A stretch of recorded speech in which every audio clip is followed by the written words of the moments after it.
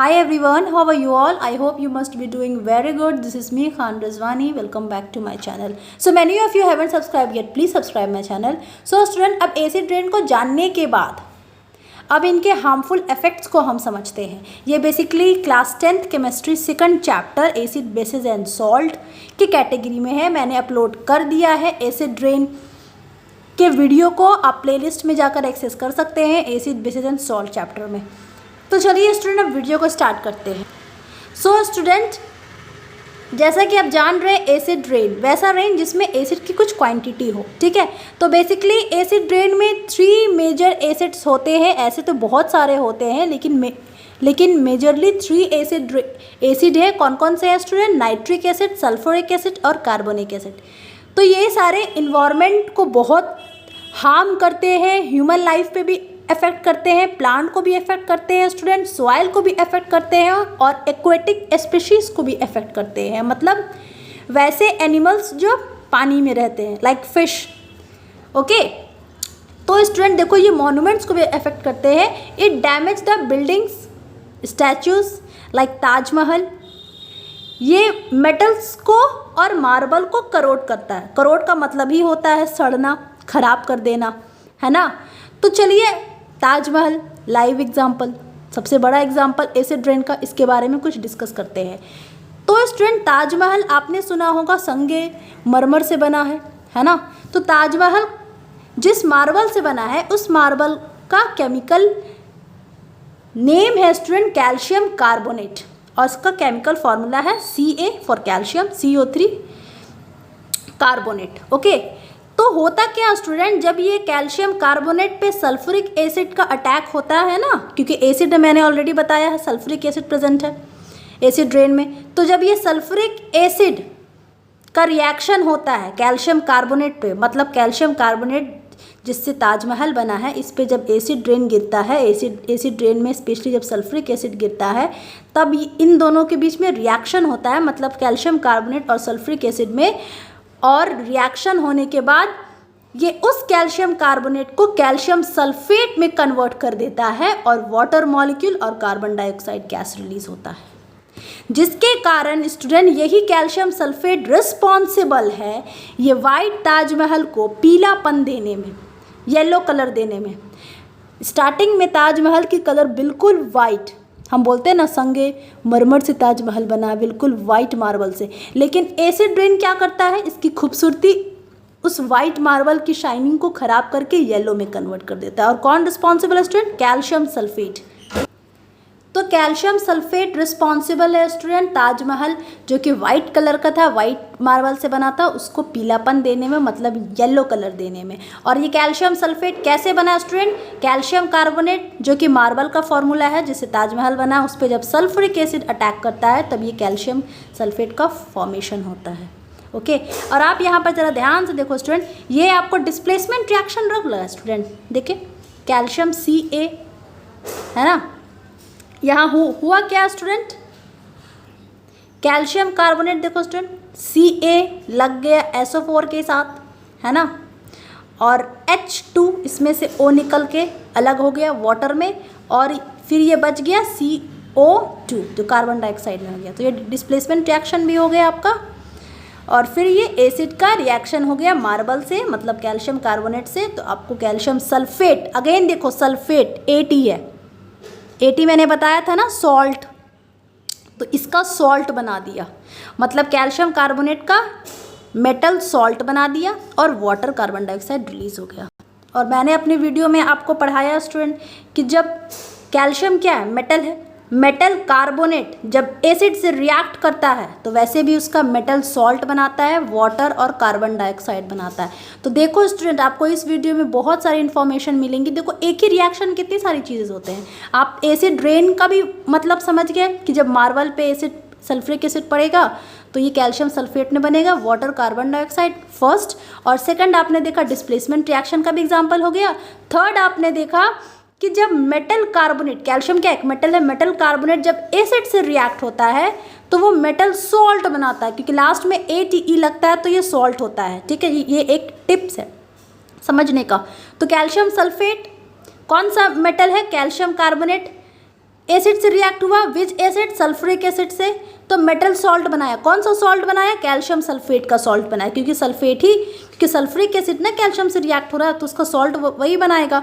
और वाटर और carbon dioxide. आपको 3 चीज़ें इस रिएक्शन में समझ में आ गई। इसे बोलते हैं स्टूडेंट कंपैरेटिव स्टडी।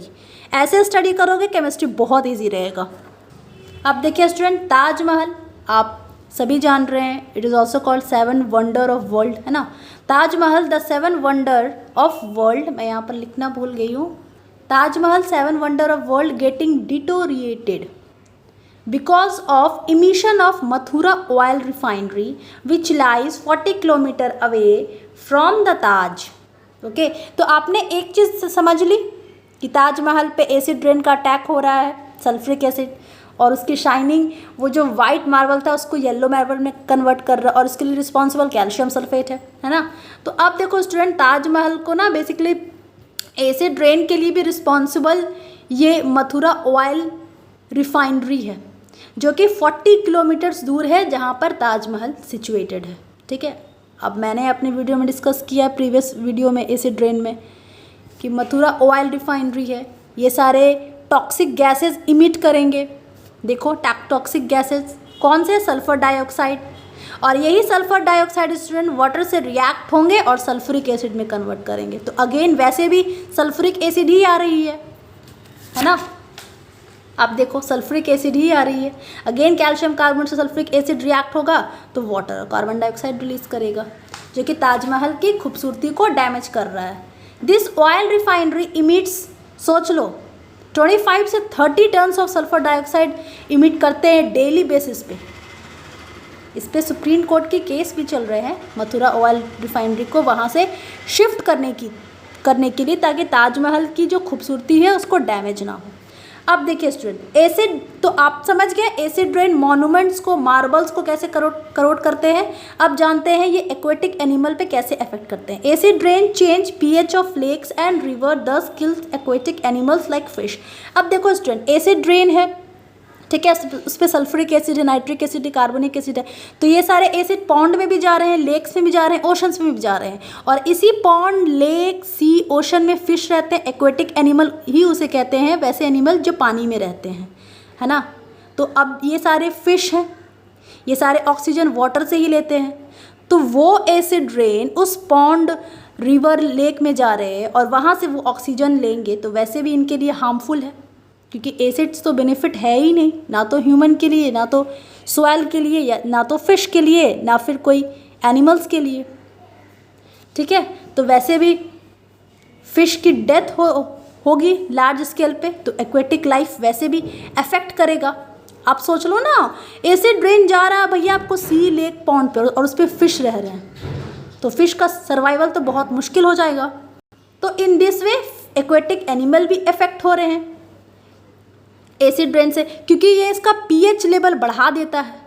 मैंने आपको बताया है एसिड रेन में, देखो फिर बता दे रही हूँ, 7 है, इधर 1 है।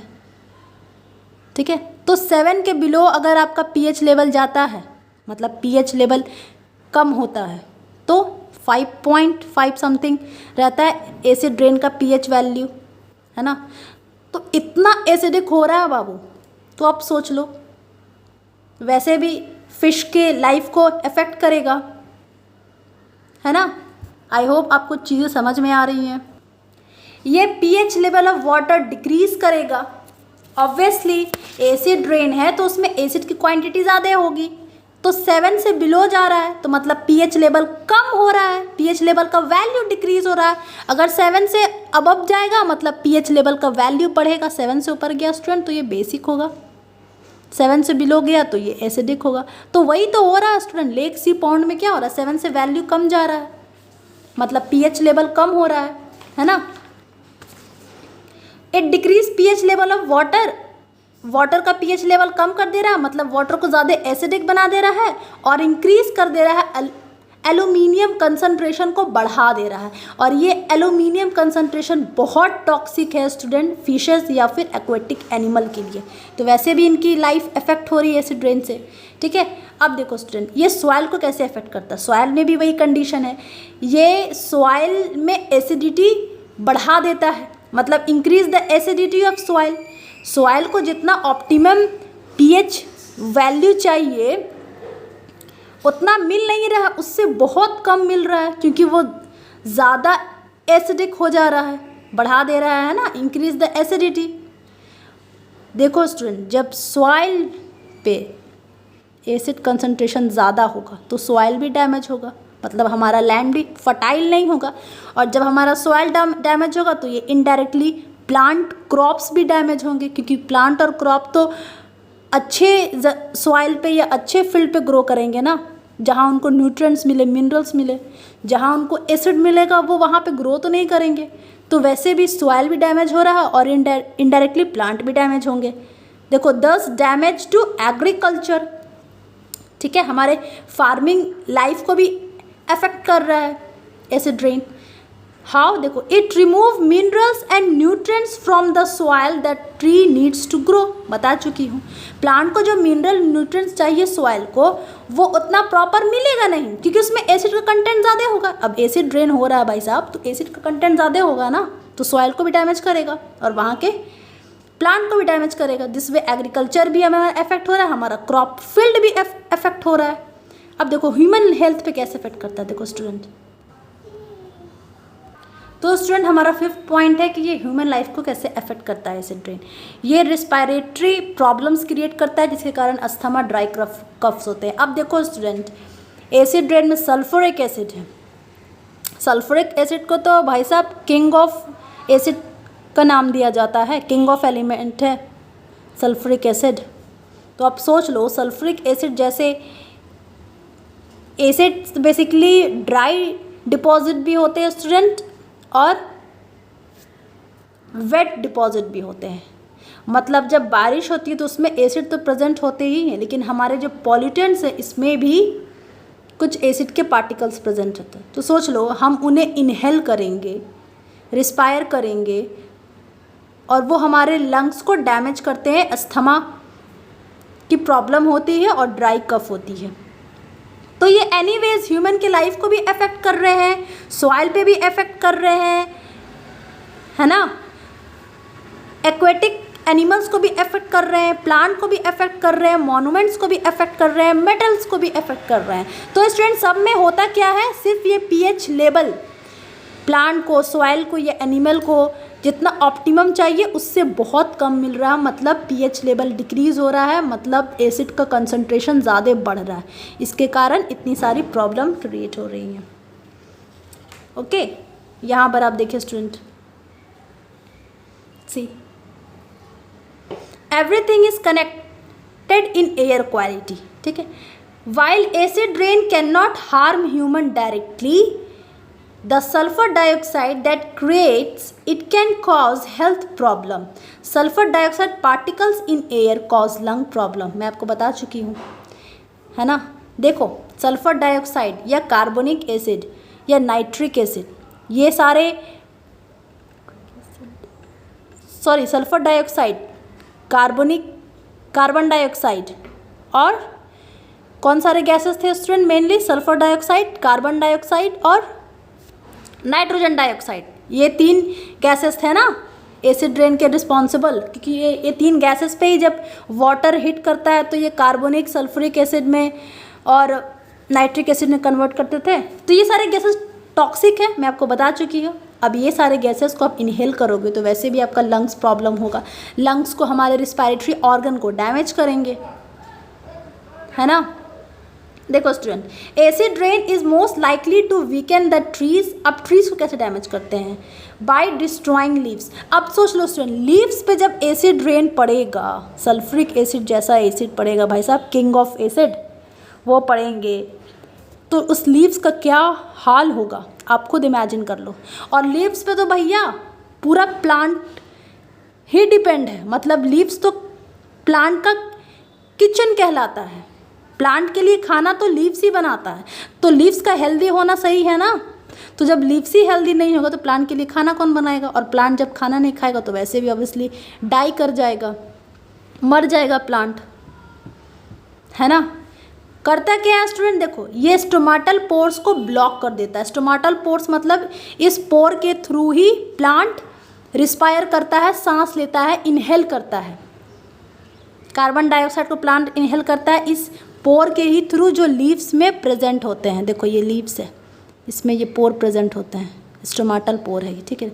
तो जब इसको ही एसिड रेन ब्लॉक कर देगा तो लीव्स सांस कैसे लेगा, क्योंकि प्लांट तो सांस लीव्स से लेता है ना, तो लीव्स का सर्वाइवल मुश्किल हो जाएगा, तो लीव्स खाना कैसे बनाएगा। तो एनीवे ये प्लांट को भी इफेक्ट कर रहा है एसिड रेन।